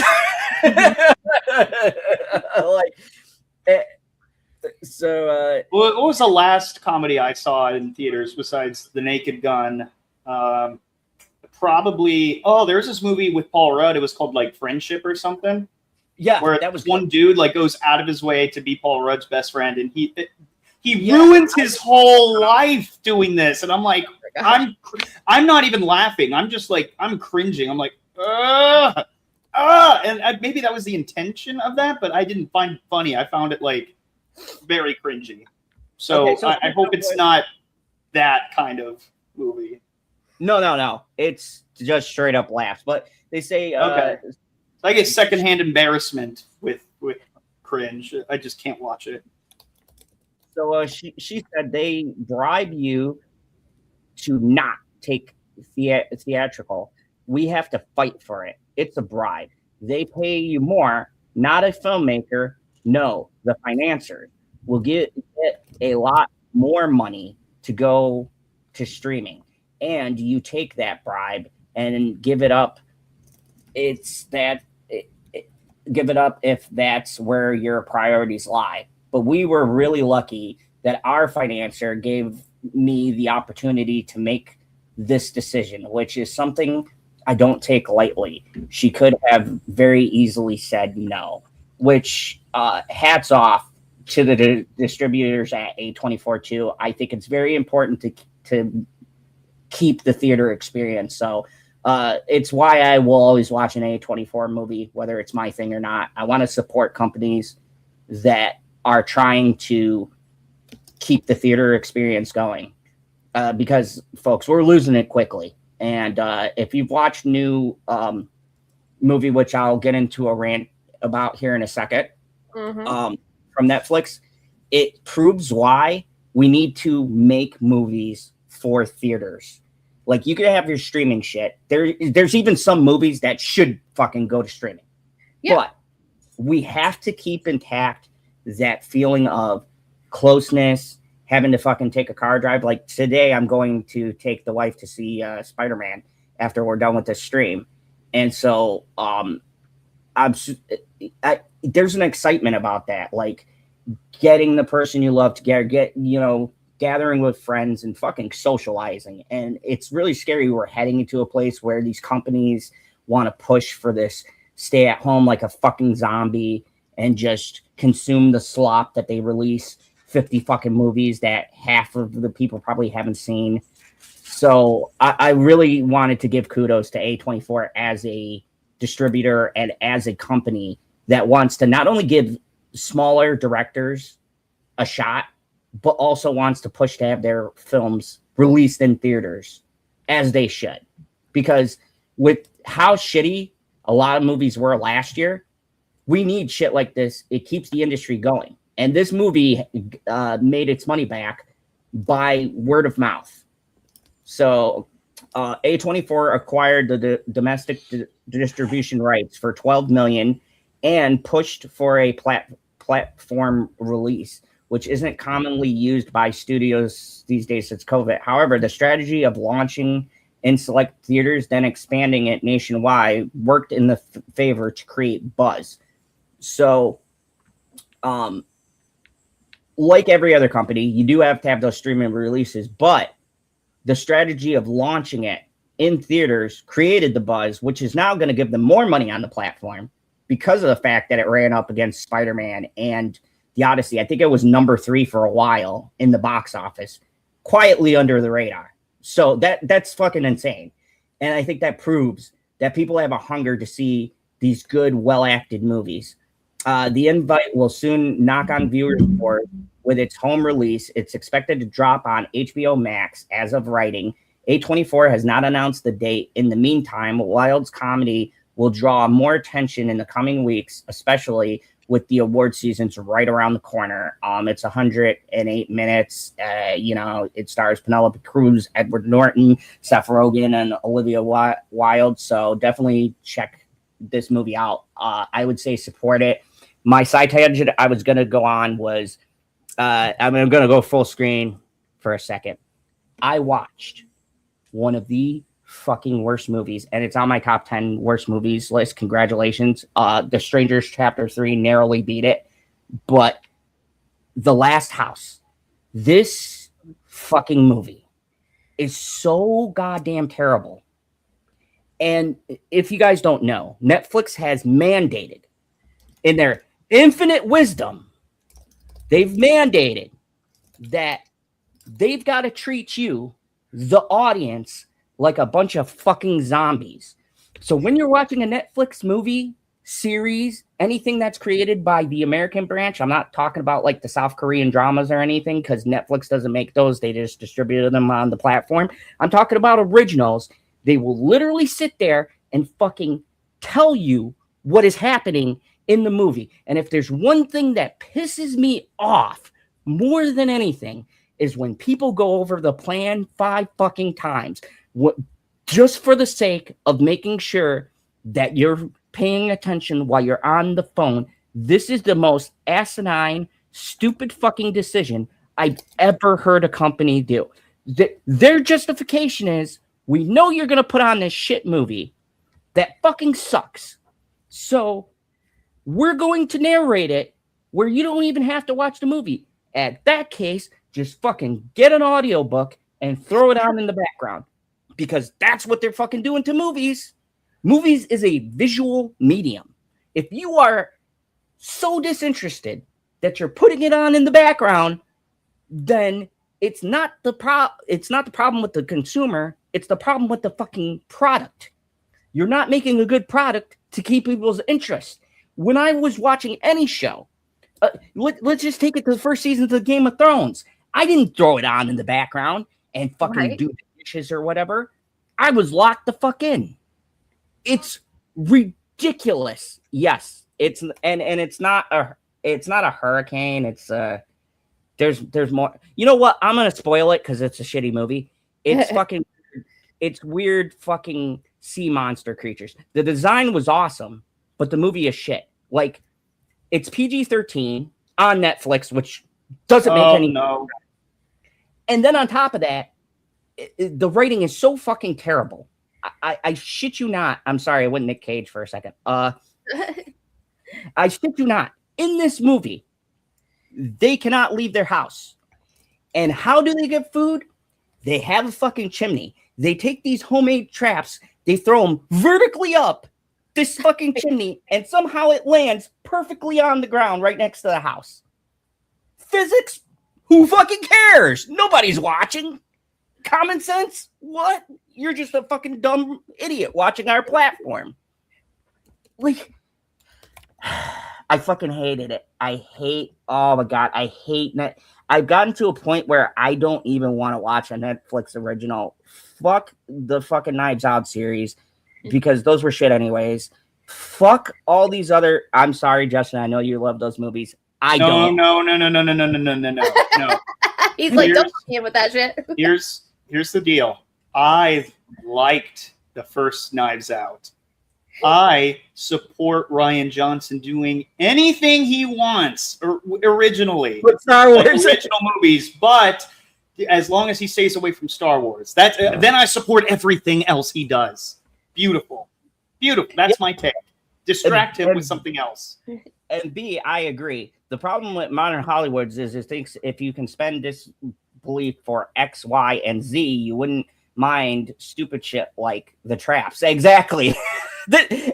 Exactly. Thank you. It's that writing where, like, look, I write horror and sci-fi, obviously. Jay, I know you write fantasy. Okay. We're crafting worlds where none of the shit we bring up could possibly be in this world. But what makes people interested, what gets people hooked into your story is even if you're going super fucking fantastical, you've got to ground something in realisms, whether it's the mechanics of your world or the way that it works. You've got to make rules for your world, and then you've got to abide by those rules. And you don't got to go full like Nolan, everything needs to be kind of realistic. You don't got to go that far, but you got to have some semblance of realism, because people cannot identify with things they don't understand. So you've got to give them something to latch onto. And that's the issue, is that there's a suspension of disbelief, and then there's full fucking idiocy. Okay.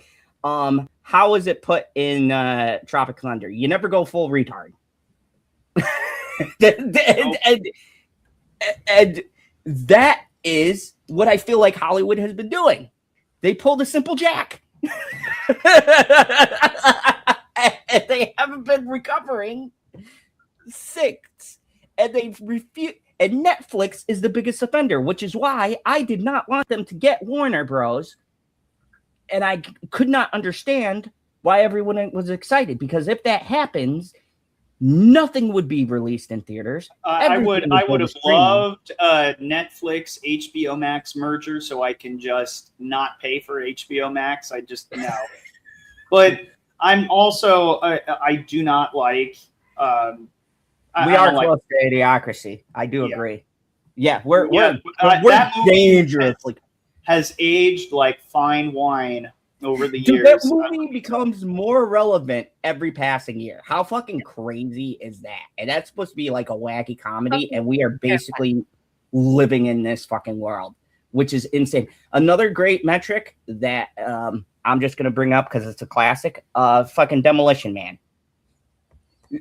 The shit going on with corporations feels like Demolition Man, where we're gonna have a fucking corporate war because they're just fucking gobbling and eating everything up. People are merging and buying shit, trying to monopolize. And we're heading very dangerously to a scary dystopian type fucking future with the way that art is being treated and the fellow artists trying to replace shit with AI and all of the other slimy fucking tactics. And the scary part is this younger generation, it's got their hooks in them. Like, if you guys don't know, I have a beautiful daughter, and she is actually getting ready to go to college pretty soon. I'm super excited about that. Yeah, she's going for graphic design. That's exciting. Yeah. What? So when did the time fly by? Yeah. Mine's 18. Oh boy. Tay, we're gonna be like trees pretty soon. They're gonna have to count the rings. You're gonna be like trees. What? With all the rings inside? They're many like layers. Yep, my oldest one is 18. I'm still a bachelor, not tied down. Okay, for now. Justin, I gotta say, after all of these years, I'm starting to believe you took the fucking easiest road, you fucking prank. I did take a really easy road, but well, it's not always easy. A lot of heartbreak and stuff like that. But it could have been a lot more complicated if I had a child in the mix. I'll tell you that. And I would be shocked if I found one running around. I'm like, no.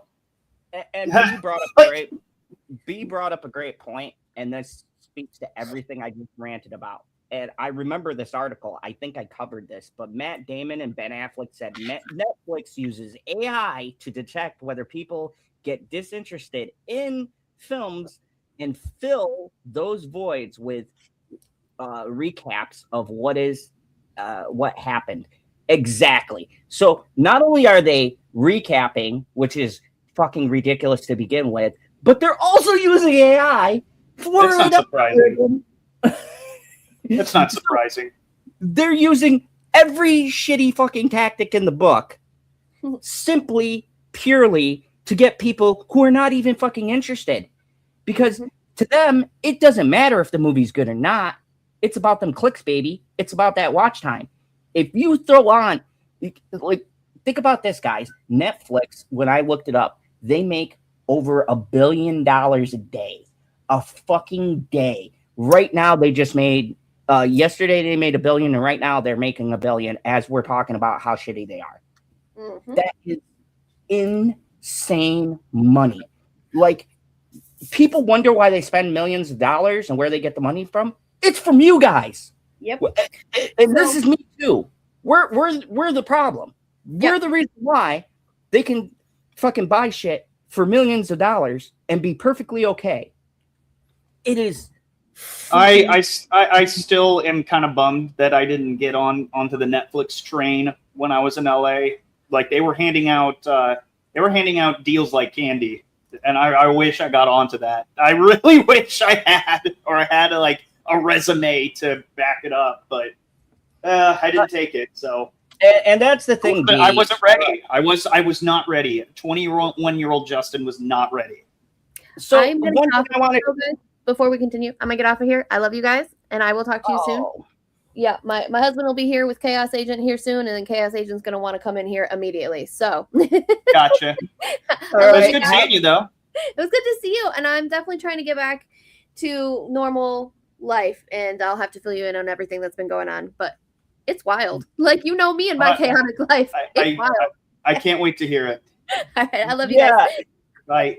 Have a good one, Jay. And definitely go check out books by Jay. I'll put her link in the description because I got her kind of off the cuff, so I'm super excited. But definitely go check her out. If you want to drop your link in the chat too, just so people can. I'll do that. And then I'll put in the edits later because I gotta edit this for clips because apparently the kids like shorts. I know. Right? Like, oh, my God. It's relevant. All right, love you guys. So yeah, definitely go check out Books by Jay. She's a lovely person. I have her on the channel because she's good with characters and stuff like that. But really quick before we start wrapping this up and you do a recap of the articles we've read, there's one other subject I wanted to touch. Big button topic. Eli Roth has gotten shit for this, and Ice Cream Man. Yeah, but let's talk about AI. So, what are your feelings on AI? What are your personal things? Because I have some complicated answers. I'm torn. It can Me be helpful, but it's also extraordinarily harmful. Building these AI data centers and has been fucking ridiculous. There's a whole political spiel I could go on, but I don't feel like doing that right now because I'll just get more upset and I have to go into work and I can't be all pissed off going in as I am, but it was a nice thought, but it's time to have some laws, rules, regulations, shit that you're not supposed to do with AI. It's out of control and it's going to keep getting worse and worse because anything that I see, anything that you see is now put into question its validity and if it's even real or not. Like this could cause serious harm to humanity. And also check out these two links set by Jay. This is for her novel, and then this one's for the channel. So definitely check those out. Yeah. So my thoughts is AI has been used historically, various things, whether it's voice acting, things like that, to kind of fill in gaps. We see it a lot in the gaming world for NPCs and things like that. I think AI is good for that, but the issue we have is the same issue Hollywood has had an issue with anything new. Instead of trying to use these tools as a way to assist actors or help editing and production teams and speed up that process, they are talking about fucking creating AI actors and actresses, fucking AI movies. And No, don't get me wrong, some of the shit that's written these days sounds like it could be a chat GPT fucking script, but there's still someone behind it. I think that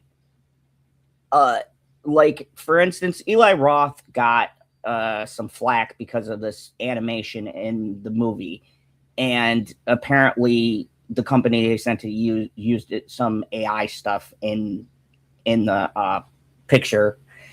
But for me, like, I can see things like narrations and stuff like that, like the animated stuff in the background. Maybe you use AI to clean it up a little bit and whatever. Where I have a problem with it is when you're using it for dialogue or when you're using it in a way that's taking someone else's job. The animators or yeah. AI taking everyone's jobs. Yeah. Like people who are graduating college and they hear the keynote speaker talk about AI, they get booed off the stage. Like, but they keep going on. I'm like, no. There's, we're wasting our time. Like, that is a big one for me. When it takes creators' jobs, it takes manual laborers' jobs. Almost nearly, they even use it in hospitals. Like, which is crazy. That is insane to me. I'm terrified. Oh yeah, like, imagine going in for a checkup or something like that, and you get a fucking robot, and you can't ask for a human. Like, it's, to me, that stuff where the practical use is taking the person who's trained, the human touch. I think that is where we get into what every cinema movie warned us about, Terminator, all of those, right? When we are using these tools as a way to replace the human touch in it, to replace the person who would give it that personal touch, it's as bad as what Netflix does with their movies to me. It's taking that feel, that thing that connects us to something, and giving it a very cold, sterile approach. And I think that is insane that people would be so on board with that kind of a thing. B says, they said AI can detect stuff on x-rays more accurately and faster than doctors, which maybe, but there's also the things that computers can't do, right? Doctors can make calls that could save lives. They can maybe catch things that even scans don't catch. Like, how many times have you heard about somebody goes in for a scan or something, it doesn't pick it up, and then, they find out they have something else because someone runs another scan and that one picked up something. You know what I mean? It's like, without that human factor, that kind of intermediate, you don't have those safeguards in place. Now, you can say there's a lot of human error, there's malpractice and things like that, and all sorts of other stuff that happens with the human component. But I still would rather have the human component than this cold, desensitized, kind of detached thing that we're going for. And this swings back around to everything we've talked about, right? Whether it's movies, whether it's television, whether it's gaming, or going to the fucking doctor's office. I don't want to see the connection being lost. And like, we're on the internet all the time, it's kind of what I do. And you join it for fun, but like, we like being online. We like talking to people. It's how we can get out. I think that's a great benefit that the internet has, but the internet has also had a lot of dark shit on it as well. So it's like, any of these technological advances, before diving in, we should really assess what we're going to benefit and what we're losing in doing it. And I think that's the thing that's been missing. Instead of evaluating everything, they're just fucking diving head in, and they're not giving people a choice. And one thing people hate is not having a choice. Yeah. So, absolutely. Really quick, because I know you got to go here in a second. I'm going to do a read off, and then we're going to wrap it up because I got to go see Spider-Man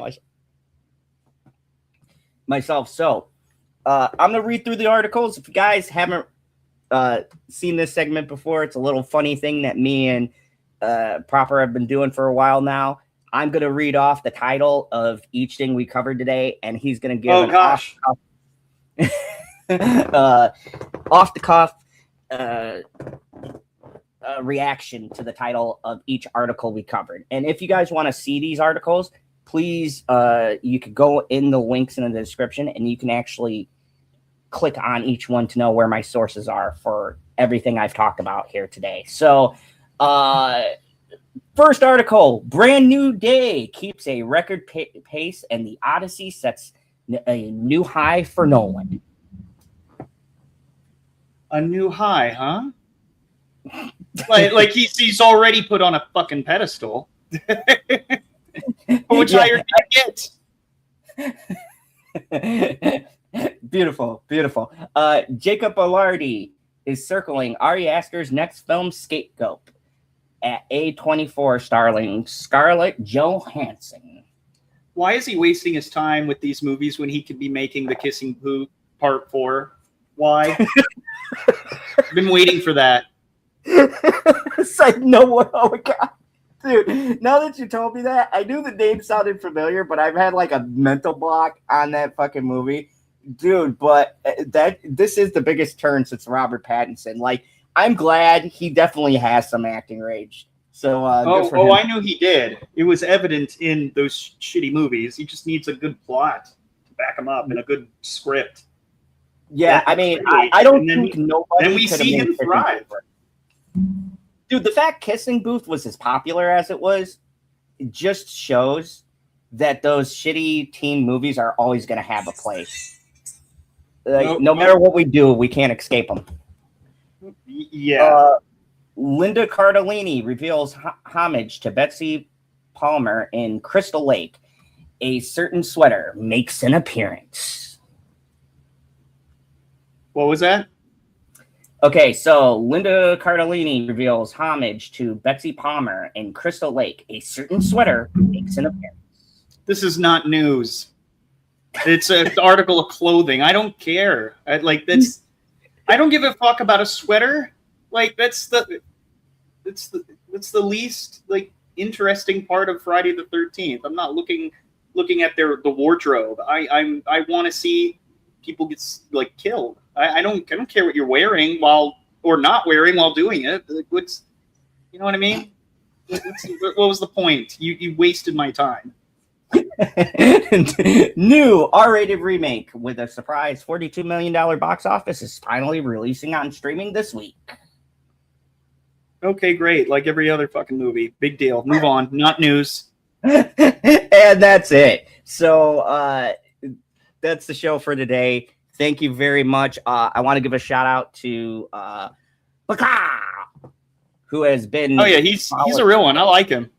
Yeah, has had great opinions. Thank you for joining us for our live stream. We appreciate having you. And I appreciate everybody who will be watching this on the rewatch. I know we didn't have PV here, so this would have been a 4-hour stream. But absolutely, it would have. When's the next tier list? I'm like, I can't wait. I know. Chris was asking me about that, so I got to get up with you guys. But I do have some open days now. I only am on Monday and Thursday, so we will gather a time sometime this week. I'll talk with you about it, and we'll see if we can work out. Mondays are my off day, so please. I think the Rob Reiner tier list. Like I guess I've been X'd out of it so long that I'll have to do it again because if you guys don't know, Rob Reiner is our next tier list.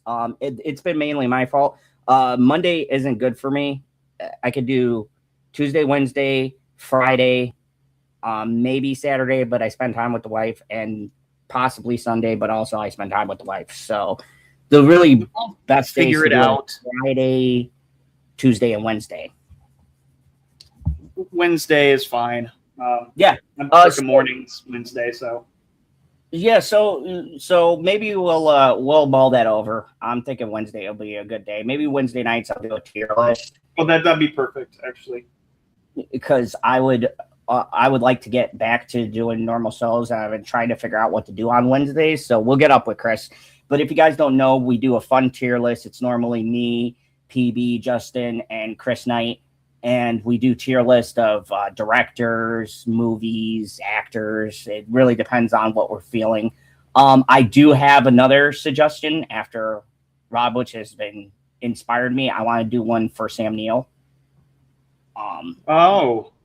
Yeah, so that's my next one. I'm throwing that one in the hat. But you know Chris is gonna put that in honorable trash again. Oh. Yeah, it's gonna be fun. So if you guys haven't been there, definitely check that out. But Justin, thank you a lot for coming on and subbing in for PB. You caught me at a good moment. Now I gotta go, otherwise I might be late. I like to arrive to work early. So Justin, thanks a lot for coming on. We look forward to seeing you again. I'll get back to you on the tier list. I'll also get back to Chris. Maybe we can try for tomorrow night or something. Let's see. I could come up with something last minute. Yeah, and I'll put something in the chat for Chris tonight, because we have that definitive tier list. Yes. Don't forget about that shit. Yeah, so I'll throw something in there tonight. Maybe see if we could get something going tomorrow. But thank you everybody for watching. Enjoy. We love you. You're all beautiful. And as always, if you've never been here, remember there is only one rule here in the film. No. Yeah, you know what's coming. No. Oh yeah. Kneel before General Zod. I ain't getting on my kneel